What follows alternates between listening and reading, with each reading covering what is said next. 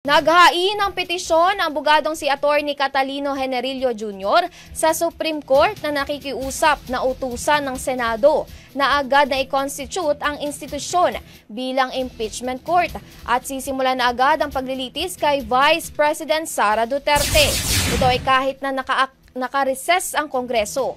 Sa petisyon, sinabi ni Generillo na may inescapable constitutional duty ang Senado na kaagad gawin silang impeachment court at simulan ng trial batay sa 1987 Constitution.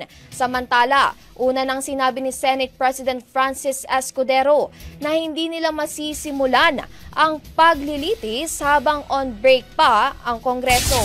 Hindi umano na i-refer sa plenaryo ang impeachment case bago mag-adjourn ang session, kaya walang basihan para mag-convene ang Senado bilang impeachment. Ang bahaging ito ay hatid sa atin ng Power Cells Herbal Capsule. Tuldukan ang sakit dahil ikaw ang sandigan.